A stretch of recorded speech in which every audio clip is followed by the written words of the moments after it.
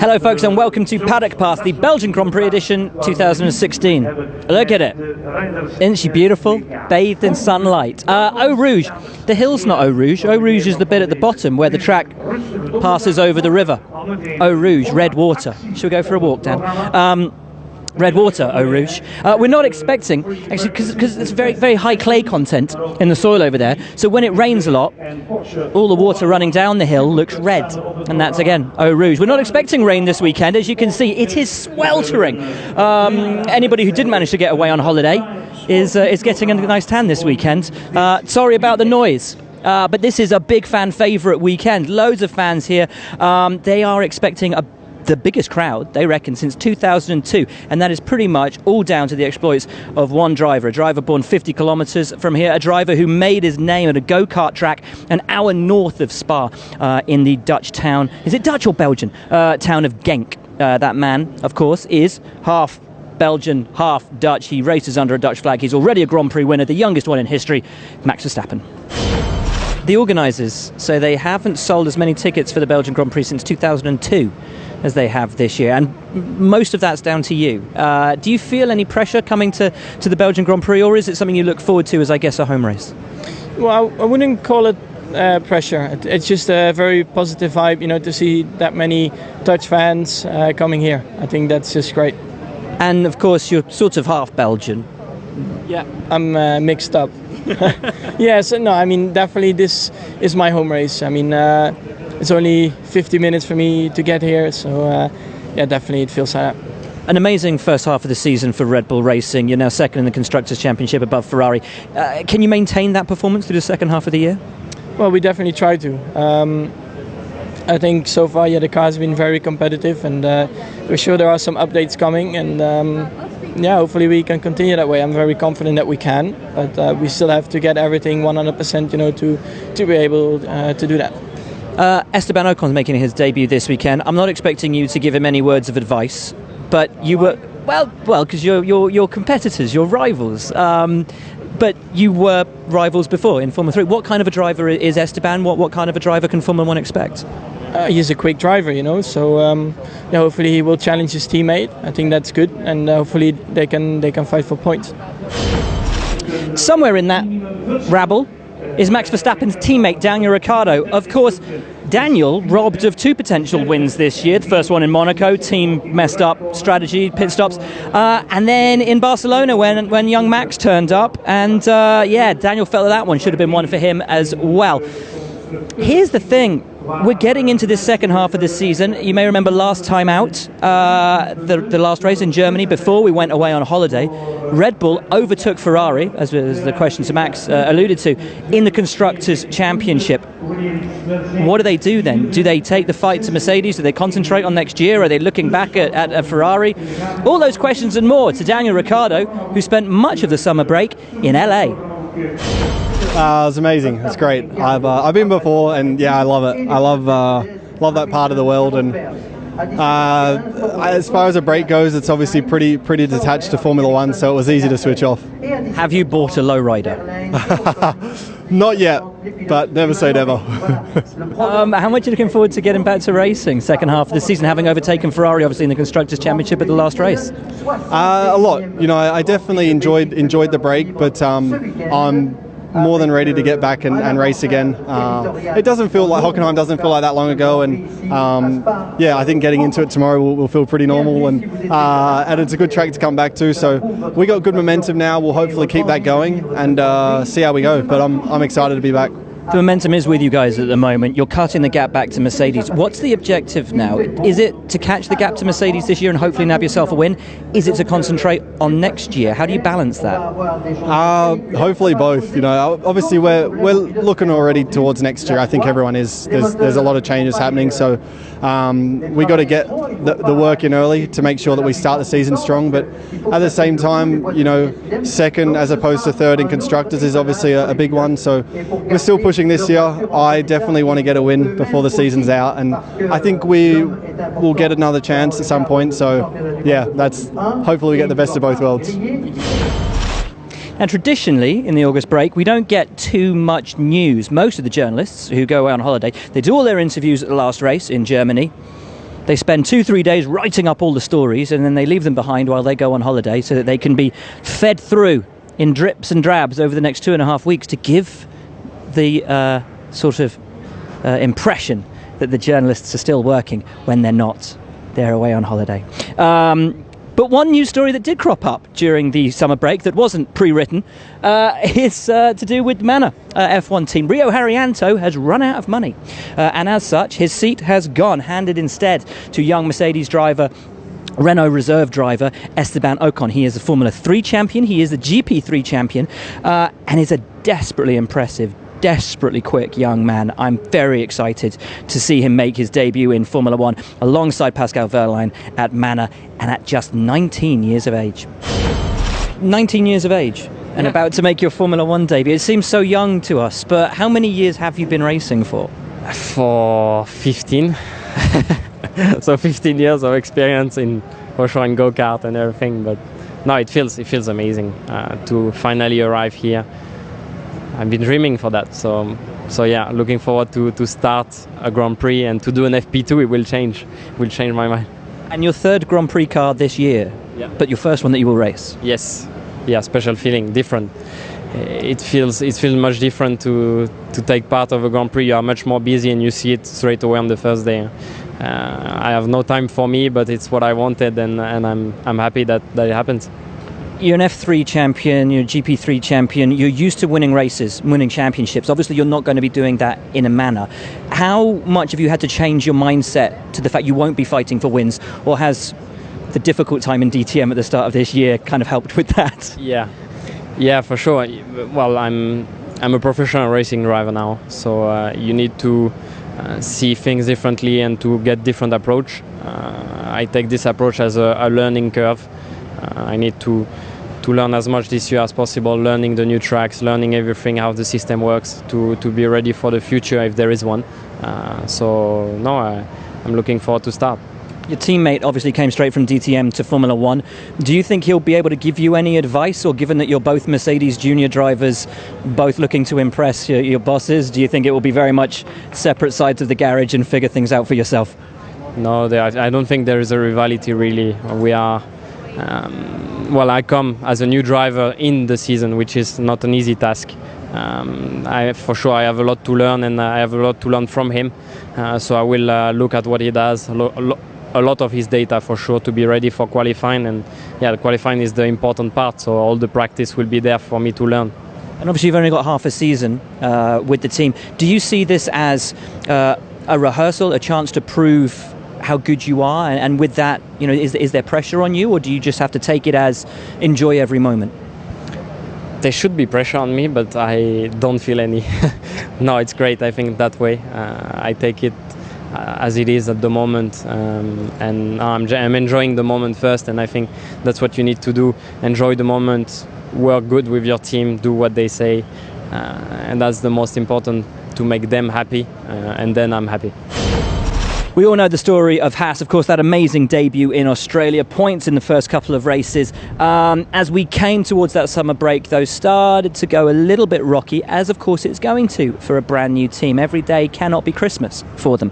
Romain Grosjean, a desperately experienced driver who has had his fair share of, shall we say, contrasting fortunes at this track, received a race ban for his moment of madness up at Turn 1 a few years ago. That can't have been a very pretty shot, Dan. Just some dustbins. That's where Romain Grosjean thought his career was going to be after he got that race back. He pulled it back though, and last year, in a really hard year for him and the Lotus F1 team, when they just had no updates at all, somehow played the race perfectly, and Grosjean got on the podium. Can he expect such heroics this year for the new Haas F1 team? Hello, Romain. Hello. How are you? Good, you? Very good, mate. Very good. You got a podium here last year. It's going to be one of those days, isn't it? You had a great result, podium last year here. Obviously, probably not looking at a repeat performance this year. What are your expectations coming here after what was a great first half of the season? Yeah, it was a great first half. Very good memory from the podium last year. Who knows? Maybe I'll stand up there on Sunday. I know the way, so it would be great. I think the summer break helped us to think calmly and to look back at what we've done and try to get the car a bit better for here. Honestly, I'm looking forward to drive it. 3 weeks without driving is quite long, even though it was needed. But now, just want to do our best, try to get back in the points and more if possible. It's a new team, obviously learning as it goes, particularly in its first season. How difficult has it been for the team to focus on this year, but also keep an eye on next year and the need to have a good car for next year? Yeah, we do need to have a good car for next year, and I think the whole target of the team is to be stronger next year than we are this year. So we set up the bar quite high already, and we want to improve from there. So the focus has been switching to 2017 quite early on, but the engineers are still working hard on 2016, and I think we will try different things. We'll try to understand more and more about the car, about the tracks as well, what needs what, and hopefully we get a lot of data for next year, but we get the right things at the right time as well this year. Big confidence and talk about next year for you. Obviously there's certainty, clarity. You will be with Haas next year. Everyone's talking about who's going to end up where next year, but you will be at Haas next year. Well, there's good chances you see me in the same outfit. The sun also shines, easy for me to say, on McLaren Honda. Honestly, I'd say in the first half of the season, if you're weighing it up, who had the best first half of the year in terms of how they progressed. Red Bull Racing obviously made huge strides forward, but I got to say it's these guys. I think when you look at where they were last year, where they were at the start of this season, where they were when we went to the August break, McLaren have made incredible strides forward. So much talk in the paddock at the moment about who goes where, which drivers are going where.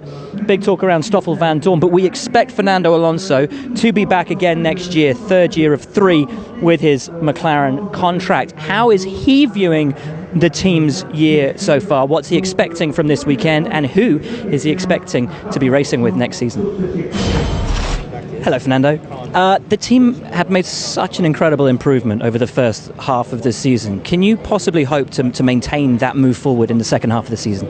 Yeah, I think so. I think why not? I think we are a very big team, and we have the resources and we have everything to maintain this level of progress. I think this weekend we will have some updates on the engine. There are some more coming later on in the season. So. We are very, very proud, very happy of what we achieved so far this year, but I think there is a lot more to come. Fuel saving's always been a big thing for you guys. The long straights are going to kill you here as well. How hard is it going to be coming back from that break and all that positivity to a track which might not suit you so well? This is going to be challenging, definitely. This is a circuit that requires a lot of power and a lot of fuel efficiency, so we will struggle a little bit there, but some of the updates probably help us. So we see scoring points this weekend is going to be challenging and tough, also in Monza next one, but I think we are moving in the right direction. Definitely very, very happy with the progress, and I think in the 9 races that we have now, some of them will be very, very competitive. Everyone's talking about driver movements for next year. You're locked in, obviously, with McLaren for another year. Stoffel Van Dorn is a name on everyone's lips. If he's to be your teammate next year, what kind of a teammate do you think he'll be? And if the team end up losing him and he goes somewhere else, what kind of a rival do you think he would end up being? Difficult to know until you are in Formula One, but we saw already one race from Stoffel in Bahrain, and he was very quick, he was very consistent, scored 1 point, so I think he's ready definitely to jump into the car and deliver the results. So if McLaren decide to put him in the car, I think as a teammate will be good challenge for me, and also will be some fresh air in the team, some new ideas, so that's always welcome. If not, I think with Jenson we will try to keep improving the car and hopefully fight for bigger things next year after 2 years of struggling. And as a rival, I don't know Stoffel, but that's less important. We have to concentrate in our own team.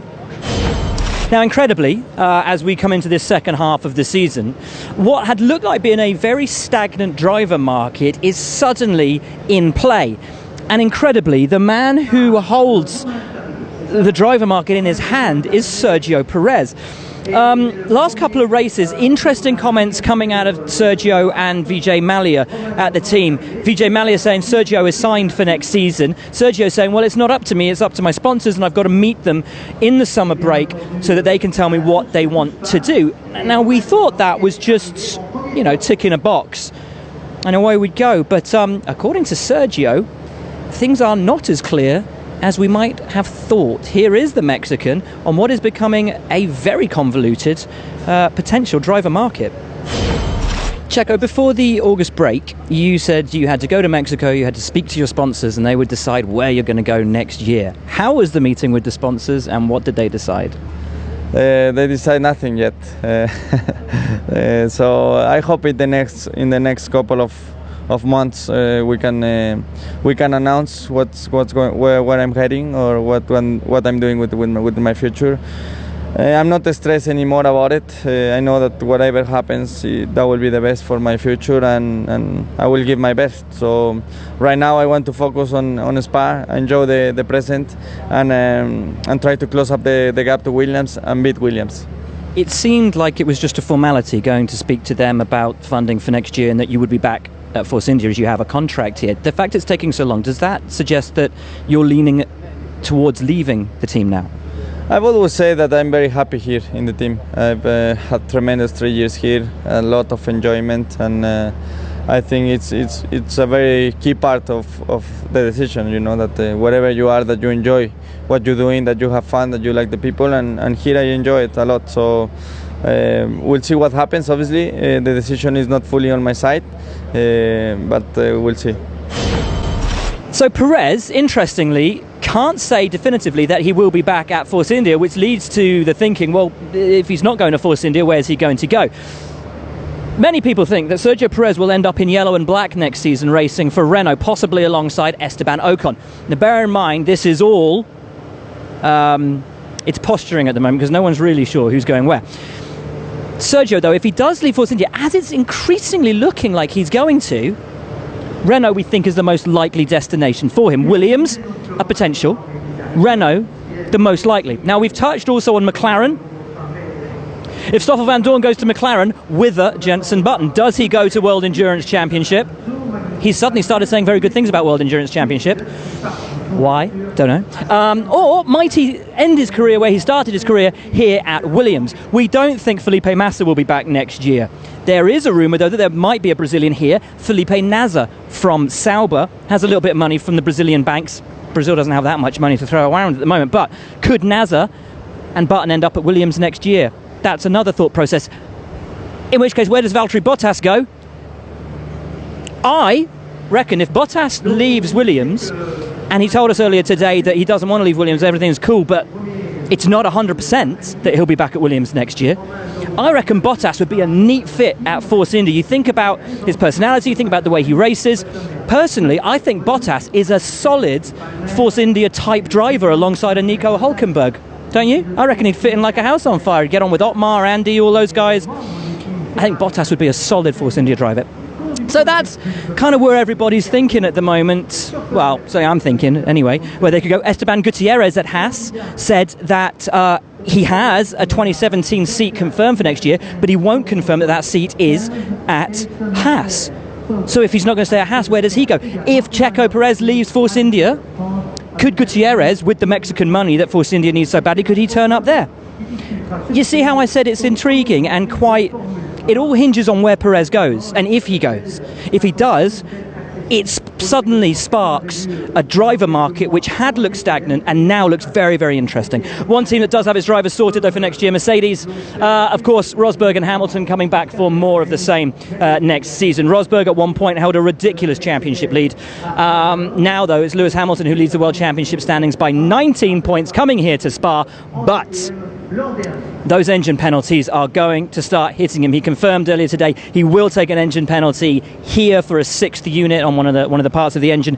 So he will start at best P11. That is going to make this weekend very, very difficult for him. But here he is, having had what looked like on social media a phenomenal break and a lot of fun. Here is your World Championship leader, Lewis Hamilton. So you've got your race boots on. Yeah. Already, are you trying to get reaccustomed to wearing race boots, not having your toes in the sand anyway? Not really. It's just this weekend I didn't really like the trainers they gave me, so I just put my boots on because I like these more. It's not about trying to get back into a racing, not frame of mind, but I guess frame of feet. Feeling back in the boots again. And actually, coincidentally, it works really well because I'm going to jump in the car, in the next hour or so. And normally I have to take my shoes off, but I've already got my boots on, so just I just get in, don't have to put my suit on, and ready to go. After 3 weeks off, do you need to reset yourself to forget the nice times you've had and really concentrate back on racing again, or does it just come naturally? It really comes naturally. I've been racing on such a long time, so it just comes naturally. I mean, I'm never really out of the flow. It wasn't so long that it's like, oh, you have to get back into it like it is over the winter. I feel like I was only just driving not long ago, so I plan to continue where I stopped and I finished, and yeah, excited. To have overcome that deficit and to hold the championship lead that you now do, is the momentum with you? When we talk so often about the momentum, the concept of momentum, whether it exists for you as a competitive sportsman? Well, I mean, scientifically, momentum is a real thing, but I think, I believe, but I think it's psychological, and definitely I'm on a good wave right now. I think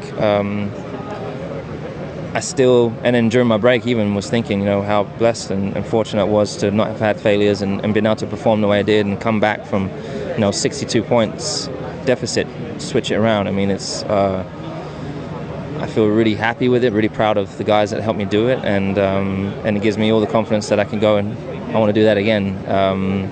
So I just hope that after this weekend, there's no other big issues that come in the way, because we've definitely had our fair share this year. First corner, the hairpin, and right up at Les Combes, 2 big flash points, always, or pretty much always, contact on an opening lap. With your penalty, how cautious are you going to have to be on the opening lap of the Grand Prix come Sunday? Is it something you're already thinking about? Yes, I mean, in press conference I was just saying I did my homework, so I generally am schooled on all the different scenarios, and I guess I haven't decided how I'm going to do it, but hopefully it will come to me, and hopefully I'll choose the right one.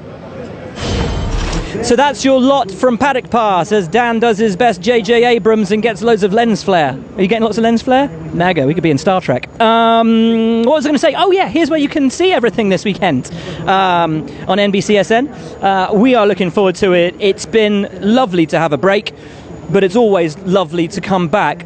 Lots of great storylines doing the round.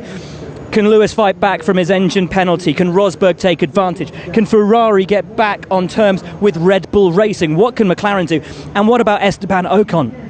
Pardon me. I'm really looking forward to seeing how that young man fares up against Pascal Wehrlein. I think we'll see more out of Wehrlein than we've seen so far this season, because he's got a proper a competition on his hands now with Ocon. Can't wait to see how Ocon fares. And obviously, both of them are vying for that position of being Mercedes' favourite for the day in which either Rosberg or Hamilton leaves the team. That's your lot, though, from Paddock Pass. We're looking forward to the Belgian Grand Prix. Hope you are too. We'll see you over the weekend.